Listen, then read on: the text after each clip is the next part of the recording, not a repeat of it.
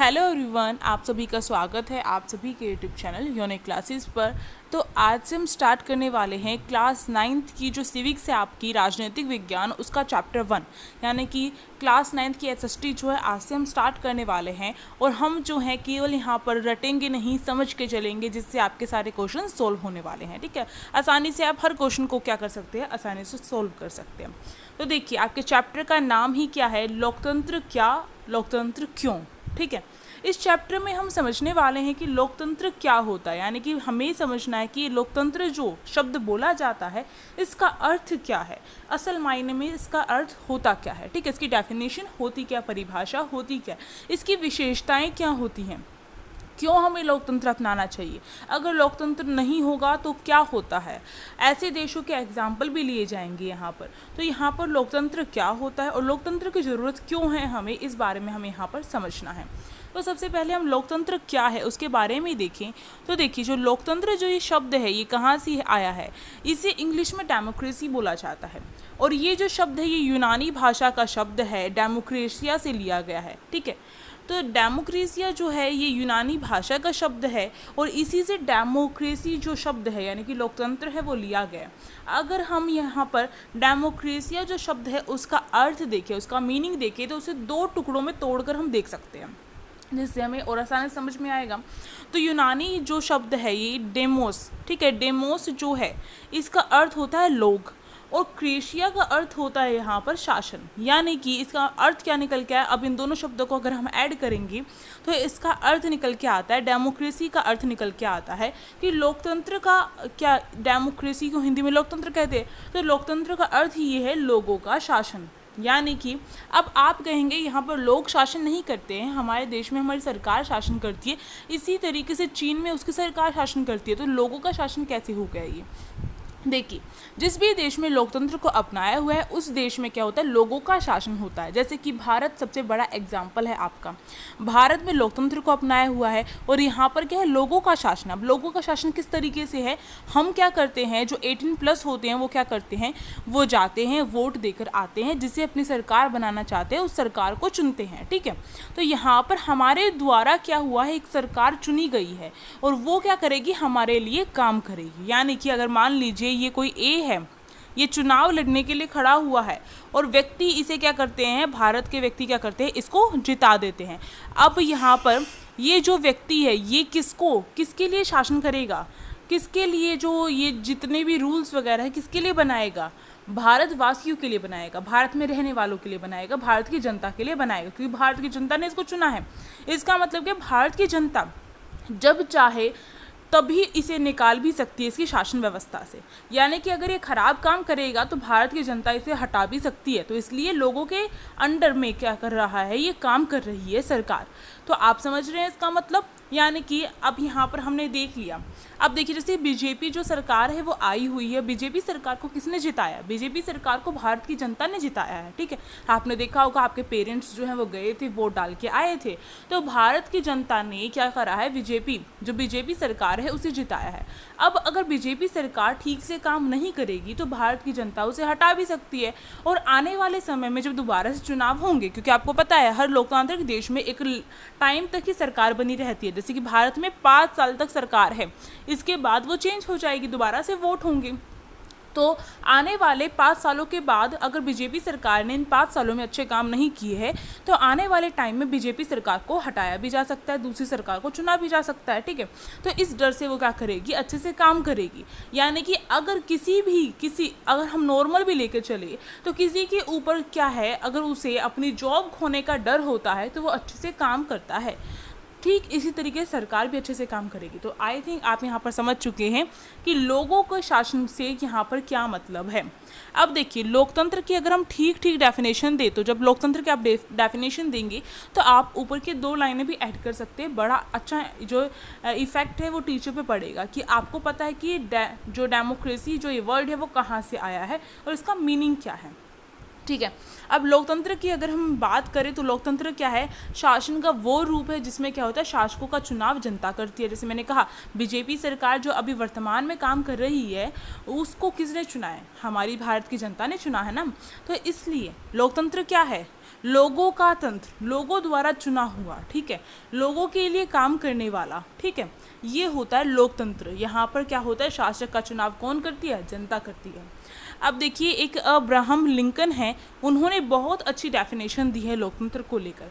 उन्होंने कहा है कि लोकतंत्र क्या होता है, उनके अकॉर्डिंग लोकतंत्र जो है, लोकतंत्र ऐसी सरकार है जो क्या करती है, जो लोगों की हो, लोगों के लिए हो और लोगों द्वारा बनाई गई हो, यानी कि लोगों की हो। इसका मतलब है लोगों की जो भी सरकार है वो लोगों के लिए काम करे, यानी कि जनता के लिए काम करे, ठीक है।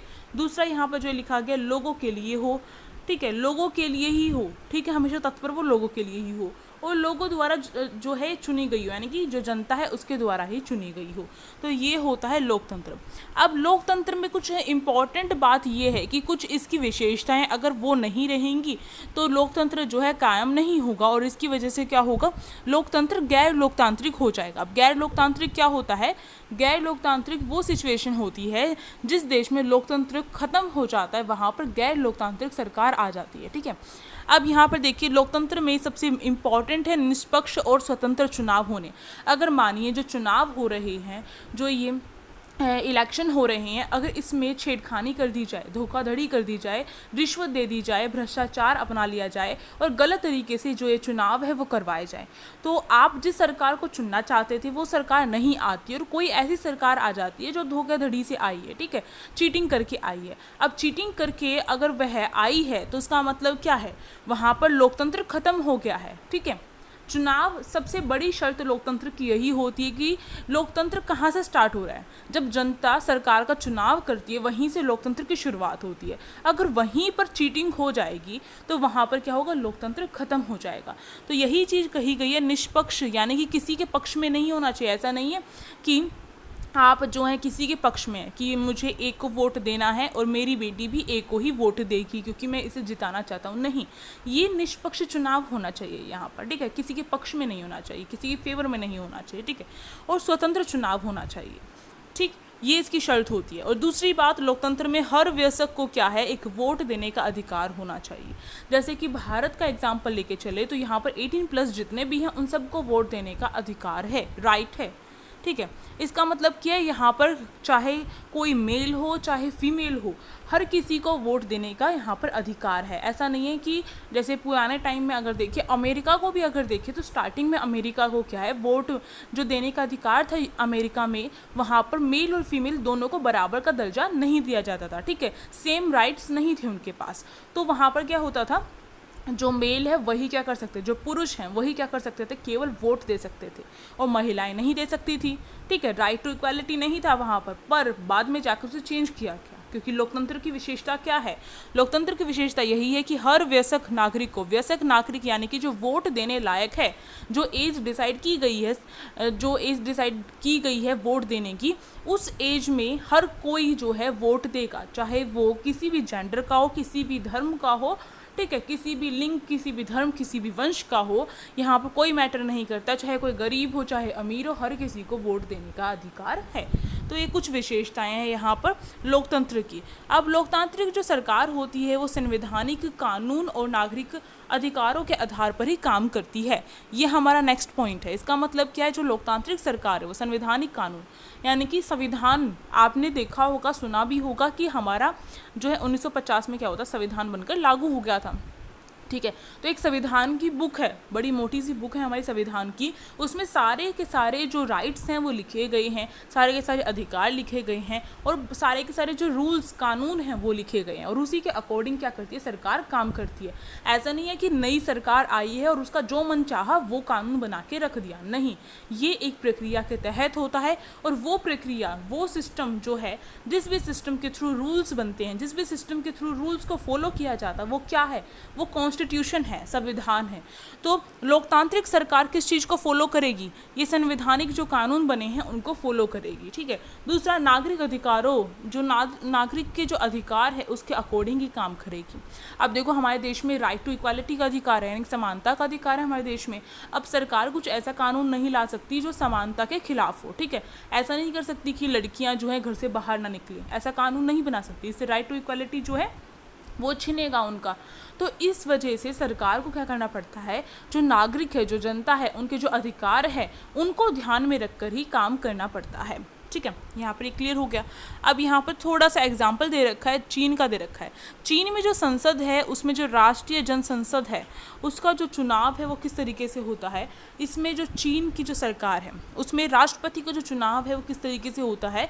जो संसद में जो राष्ट्रीय जनसंसद है, ठीक है, वो क्या करती है, वो नियुक्त करती है। यानी कि आप यहाँ पर एक छोटी सी बात आपको ध्यान रखनी है, चीन में कम्युनिस्ट पार्टी की सरकार है और जो कम्युनिस्ट पार्टी है, बस चीन में एक ही पार्टी है जिसका नाम है कम्युनिस्ट पार्टी। अब वो क्या करती है कम्युनिस्ट पार्टी, उसके अंडर ही 3-4 लोग खड़े होते हैं। अब मान लीजिए कम्युनिस्ट पार्टी के अंडर ए, बी और सी ये खड़े हैं। आप इनमें से किसी को भी वोट दे दो, किसी को भी जिता दो, जीतनी कौन सी पार्टी है, कम्युनिस्ट पार्टी। यानी कि चाहे कुछ भी हो, जीतेगा कौन, कम्युनिस्ट पार्टी ही जीतने वाली है। तो यहाँ पर ये बात समझनी है आपको, ठीक। तो इस तरीके से हम देख सकते हैं यहाँ पर लोकतांत्रिक सरकार नहीं है।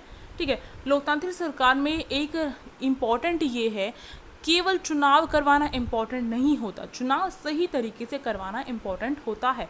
अलग अलग पार्टीज़ होनी चाहिए, कम से कम 2 पार्टी सिस्टम तो होना ही चाहिए। यानी कि देश में 2 पार्टियाँ तो होनी ही चाहिए। ठीक है, 2 दल तो होने ही चाहिए।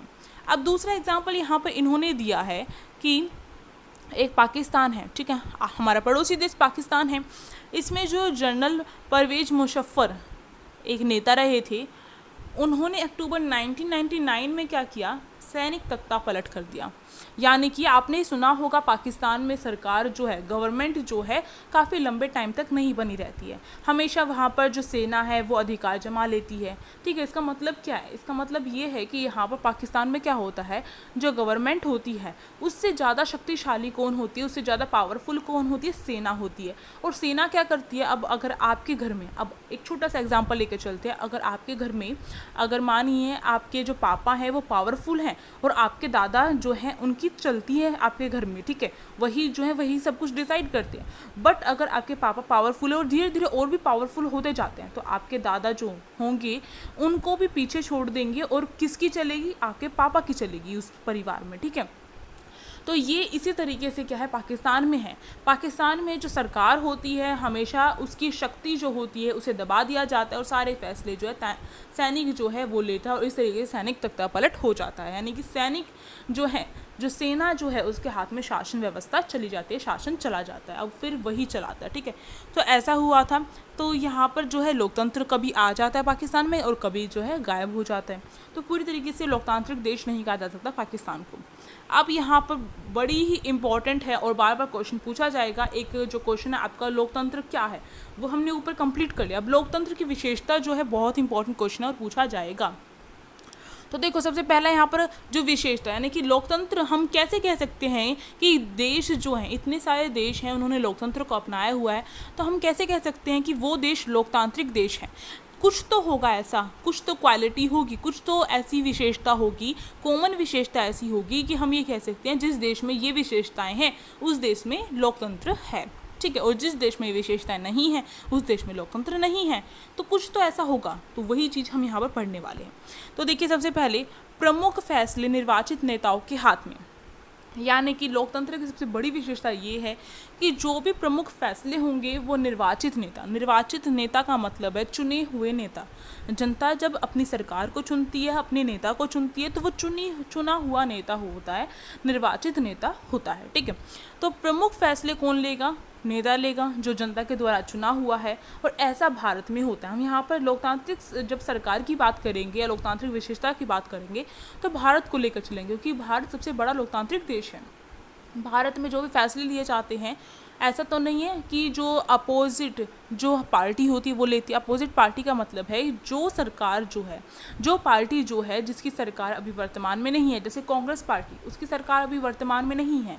ठीक है, तो वो क्या होगी, अपोजिशन पार्टी हो जाएगी, विपक्षीय दल हो जाएगी। ठीक है, इसी तरीके से हम जो देखते हैं कि जो सारे के सारे फैसले हैं वो बीजेपी सरकार लेती है। क्यों लेती है, क्योंकि जनता ने उसको चुना है। ठीक है, वो जनता के लिए ही काम करेगी, उसके अधिकारों के लिए ही काम करेगी।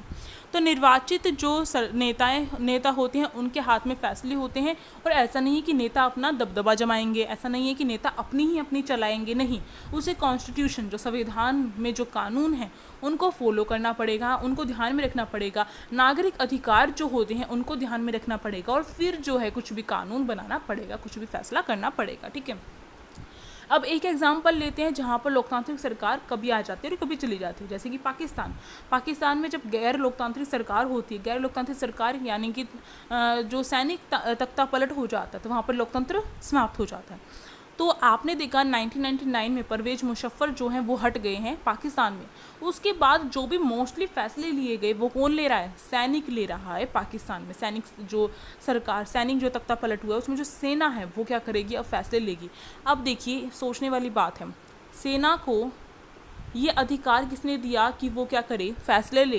क्या जनता ने इसको चुना? नहीं, सेना ने खुद अपना जो वर्चस्व है, खुद अपनी जो पावर है वो उसका इस्तेमाल किया, और उसके थ्रू वो क्या है, शासन को अपने हाथ में ले लेता है, और उसको लेकर जो है कुछ भी फैसले जो उसका मन करेगा, चाहे वो सही हो चाहे वो गलत हो, वही फैसले ले लेता है। तो ये पाकिस्तान का एग्जांपल यहाँ पर हमने ले लिया और इससे समझ लिया। अब देखिए सेकंड यहाँ पर दे रखा है हमें स्वतंत्र और निष्पक्ष चुनाव। जैसे मैंने कहा जो चुनाव है उसमें किसी प्रकार का कोई घोटाला नहीं होना चाहिए, कोई भ्रष्टाचार नहीं होना चाहिए, किसी के पक्ष में नहीं होना चाहिए, किसी पर दबाव भी नहीं डाल सकते हो। आप ये नहीं कह सकते हो कि इसी व्यक्ति को वोट देके आना है वरना ऐसा हो जाएगा, नहीं, ये जो है ये कानूनी अपराध है। तो यानी कि स्वतंत्र और निष्पक्ष जो चुनाव है वो होने इम्पोर्टेंट है। अगर चुनाव ही निष्पक्ष नहीं होंगे, ठीक है, चुनाव ही स्वतंत्र नहीं होंगे, तो क्या है, जो सरकार चुन के आएगी क्या वो सही सरकार होगी? नहीं, बिल्कुल भी नहीं। तो इसलिए बिल्कुल स्वतंत्र जो चुनाव है वो होने इम्पोर्टेंट है, तभी लोकतंत्र कायम हो सकता है। अब अगला देखो यहाँ पर दे रखा है एक व्यक्ति एक वोट। जैसे मैंने कहा कि हमारे देश में स्टार्टिंग से, जब से हमारा देश जो है वो स्वतंत्र हुआ है, तभी से हमारे देश में क्या है, एक व्यक्ति एक वोट सिस्टम चला हुआ है। एक व्यक्ति एक वोट का मतलब क्या, हर एक व्यक्ति को, चाहे वो किसी भी जाति का हो, किसी भी धर्म का हो, किसी भी लिंग का हो, किसी भी वंश का हो, और कोई भी रंग भेद नहीं किया जाएगा। यानी कोई काला हो, चाहे कोई गोरा हो, चाहे कोई गरीब हो, चाहे अमीर हो, हर किसी को वोट देने का अधिकार है जो वयस्क नागरिक है। वयस्क नागरिक का मतलब है हमारे देश में 18 साल से ज़्यादा वाला, ठीक है, यानी कि हर देश में अपना डिसाइड होता है कितने साल से ऊपर वाले व्यक्ति वोट दे सकते हैं। तो हर किसी को वोट देने का अधिकार है, और हर किसी का वोट क्या है, सेम मूल्य रखेगा, सेम जो है सेम वो रखेगा। यानी कि जैसे मैं अगर वोट डाल के आऊँगी तो मेरा वोट भी 1 काउंट होगा। अगर राष्ट्रपति जो है वो जाकर वोट डाल के आएंगे तो उनका वोट भी एक ही वोट गिना जाएगा। तो इसका मतलब क्या है, एक व्यक्ति एक वोट का जो मोल है वो हमारे देश में, और हमारा देश लोकतांत्रिक देश है। और इसी तरीके से जो लोकतंत्र होता है, लोकतांत्रिक देश होते हैं, उसमें ये विशेषता देखने को मिलती है हमें। अब देखिए अगला है कानून का राज और अधिकारों का आदर। जैसे हमने देखा जो संविधान में जो भी कानून वगैरह बनाए गए हैं वही सबसे ऊपर होंगे। ऐसा नहीं कि कोई सरकार जीत के आई है वो अपनी मनमर्जी चलाएगी और अपनी तरफ से कोई भी कानून बना देगी, ऐसा नहीं है। उसे हर चीज़ को ध्यान में रखना पड़ेगा, और कानून जो है, जो भी कानून संवैधानिक कानून हैं उनको फॉलो करना पड़ेगा। जो नागरिक के अधिकार हैं, जो हमारे मौलिक अधिकार हैं, उनको फॉलो करना पड़ेगा, और उसके बाद ही कुछ निर्णय लेना पड़ेगा। कुछ नए कानून बनाएंगी, अगर मानो सरकार कुछ नए कानून बनाना चाहती है, कुछ नए रूल्स बनाना चाहती है, तो उसे हर चीज़ को ध्यान में रखना पड़ेगा, ठीक है, जैसे हमने पहले भी एग्जांपल ले लिया था। तो ये जो है ये इंपॉर्टेंट है। अब देखिए जो अगला है हमारा, शासन में भागीदारी का सबको समान अवसर।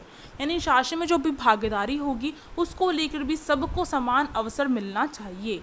यानी कि ऐसा नहीं है कि जो अमीर व्यक्ति है केवल वही वोट जीतने के लिए खड़े हो सकते हैं। नहीं, आपने देखा होगा आपके आसपास के कुछ जो महिलाएं हैं, ऐसा नहीं है कि केवल पुरुष ही खड़े हो सकते हैं चुनाव लड़ने के लिए। नहीं, कोई भी खड़ा हो सकता है, चाहे कोई अमीर हो चाहे गरीब हो, कोई भी खड़ा हो सकता है चुनाव लड़ने के लिए, ठीक है, समान अधिकार प्राप्त है इसको लेकर। तो ये जो चीज़ें हैं यहाँ पर देखिए हमने, और अभी जो नीचे है वो दूसरा स्टार्ट हो जाएगा। और अभी हम जो है यहीं तक जो स्टॉप करेंगे अपने इस चैप्टर को। अगर वीडियो अच्छी लगी होगी तो हम नेक्स्ट जो आपका पार्ट है वो लेकर आएंगे जल्द ही। आपका एक यहाँ पर जो इम्पॉर्टेंट रोल जो है ये रहता है कि आप क्या कर सकते हैं, हमारी इस वीडियो को शेयर कर सकते हैं अपने फ्रेंड्स के पास, जिससे क्या होगा, जिससे आपके फ्रेंड्स भी आपके साथ पढ़ाई कर सकेंगे। और अब हम जो मिलेंगे नेक्स्ट जो क्लास होगी उसमें मिलेंगे। वीडियो अच्छी लगी तो लाइक शेयर एंड सब्सक्राइब करना बिल्कुल भी नहीं भूलना है, और एक छोटा सा कमेंट करके मुझे ज़रूर बताइएगा कि वीडियो कैसी लगी। ठीक है, आपको समझ में आया या नहीं आया। अब हम मिलते हैं नेक्स्ट क्लास में, तब तक के लिए पढ़ते रहिए। Thank you for watching this video.